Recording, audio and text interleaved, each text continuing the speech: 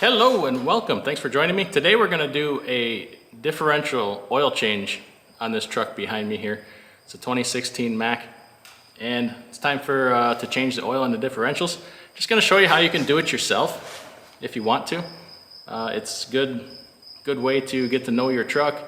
You probably won't really save any money because if you go to the quick lubes and do it, they buy that oil a lot cheaper. It's probably going to be cheaper for you. However, if you do that, you might end up like a guy that used to work here when he went to the TA to have that done. They overfilled his differential so bad, oil was coming out the breather tube and it blew 2 wheel seals. So just saying, probably wouldn't save any money, but you'll probably do a much better job and it helps you get to know your equipment.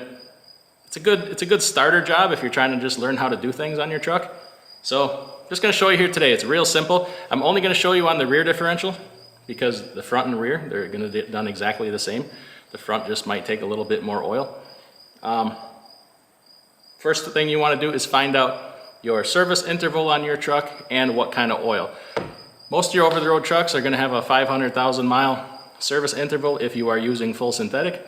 If not, 250,000, but just double check to make sure on yours. I don't like to let them go that long because it's just good, cheap, preventive maintenance to change it more often, and it's really easy. So I do mine like every other year, and I don't care if I'm wasting money. It's easy to do. This truck is definitely 75/90, so I have here, we're going to use this Amsoil 75/90 gear lube. I kind of like the Amsoil products. They're good products, but you can use whatever, if you like Mobil or Chevron or Rotella, whatever you want to use, as long as your truck allows for it. And I like to use this additive liquid friction eliminator by the Fuel Ox company. Been using it in all my machinery here, having good results with it. We'll put a link in the description below if you're interested in that. You can check it out and get you a good discount on it there if you use that discount code. But anyway, we're gonna get started here. Make sure your truck is on flat level ground before you do this, so you get the levels right when you go to refill it. And you'll need a drain pan, a 1/2-inch drive ratchet, and possibly like a crescent wrench, depending on what kind of plug you have in your fill hole. And then you're either gonna want a funnel to help fill it with, or I have a bucket pump. You buy it in the quart containers. You can just dump them in there one at a time. Your capacity, depending on your rear ends, is going to be a little bit different. I haven't done this truck before, so I'm not exactly sure how much it takes. I got 2 5-gallon buckets here, but my Freightliner, I think the rear differential takes like 12 quarts, the 13 quarts, and the front differential I think takes 15 quarts. So this one probably is going to take a little bit more. It looks like it's a little bit higher capacity. Looking at our rear differential here, a good thing to do while you're doing this routinely is this is your breather for the differential here. I'm going to check and make sure that's nice and clean so it can breathe through there. We got 3 different plugs here. This is your fill hole up here. This little plug here is for a temperature probe if you have gauges for differential temperature, which we don't, so we're not going to touch this one. We're going to leave this one alone. And then down on the bottom here, this is our drain hole. But very first thing we're going to do is make sure we can get the fill hole open, because if you get the drain open and you drain all that and for some reason you can't get the fill hole open here, or you strip it out, how are you going to refill it?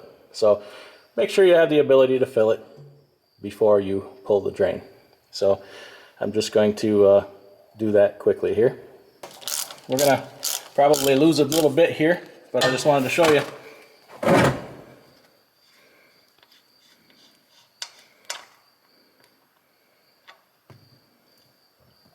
There we go. That thing was pretty full. And we just want to take a look at the plug here. Check the amount of shavings on the plug. That actually looks really clean. I'll pull it out here in the light so you can take a better look at it. You can see very minor shavings on that plug. Just a little bit there.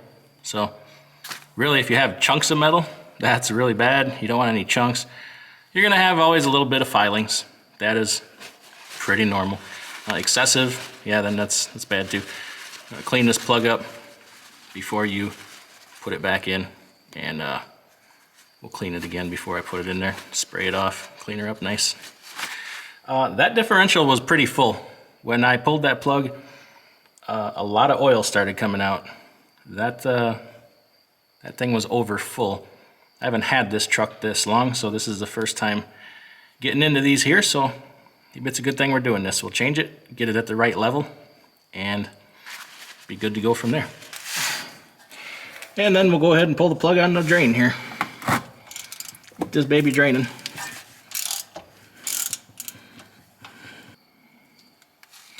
Ooh. We had, ooh. Careful we don't overfill the drain pan. We had quite a bit of gray matter come out of there when I pull that plug. Quite a bit, more than I'd like to see. Don't know if that picked up on the camera at all, but not overly impressed with that.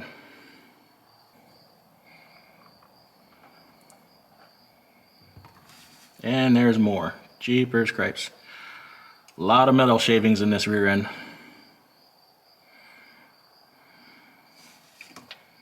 Well, at least we're doing this in no rather than not no. Hopefully we don't have any chunks of any kind of metal come out. Oil itself wasn't all that dirty, but I mean, that could indicate the previous owner had done this somewhat recently, but we got a lot of, I mean, look at, you see my finger there? How it's gray? Just excessive amount of filings. There's not a overabundance stuck to the magnet here. See on my thumb there. But the oil had a lot of gray matter in it, which ain't a great sign, but no chunks, so that's good. We don't have any broken pieces coming out.